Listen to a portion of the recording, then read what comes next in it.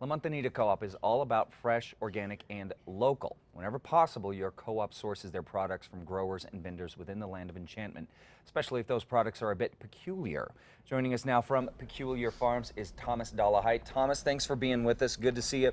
Yeah. So before we get into this, I got to say, you are the hippest farmer I have ever seen. The hippiest farmer, possibly. The hippiest farmer. This is the best dressed farmer I've ever seen. All right, so last week, Thomas, we met you down on the farm, on location. It was very great. But for those that did not get to see it, tell us about Peculiar Farms. Oh, well, Peculiar Farms, eggs, grass-fed beef on a farm that is somewhat dilapidated, but hopefully kind of coming up to age. It's been in the family for years, so we're kind of trying to bring it up to speed, but yeah. Yeah, it's great. Now, you have a really interesting background. Most farmers, they grow up, in some sort of an agricultural, they, maybe do FFA or Future Farmers of America in Sure. school. Your background is a little different. Yeah, it's kind of funny. I grew up on the farm, but I was always wanting to do something else. So I did archaeology, actually. I went to Israel and did a lot of archaeology and also theology. But the farm, my grandfather, who passed away recently at almost 100, Wow. had kind of left the farm, and I'm the only grandchild, and so I said, I need to do something and take it on. So finally, Wow. left digging in Israel to digging in New Mexico. There you go. All right, is the soil a little different here? A little than in different, Israel? not as many artifacts or landmines.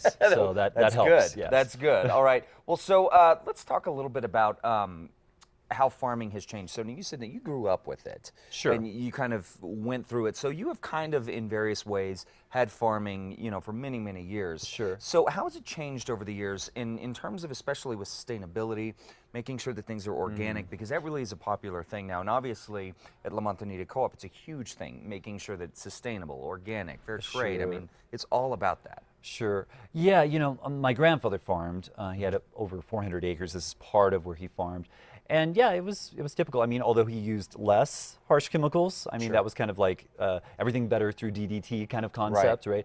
And so whenever I was a kid, my mother kind of changed the concept and we started to raise things organically.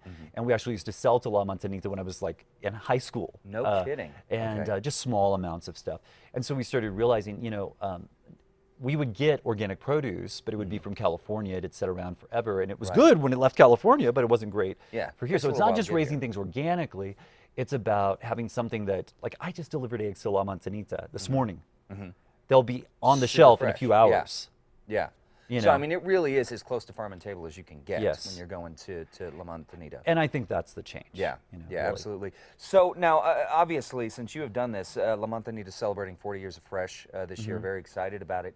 How, in your opinion, how has La Montanita changed over the years? Well, I mean, they've definitely grown. I mean, we have locations everywhere, right? So, Nob Hill was our one little location we went to. In Right. fact, it wasn't even where it's at. It was a little tiny store at Girard, and then it moved to Nob Hill.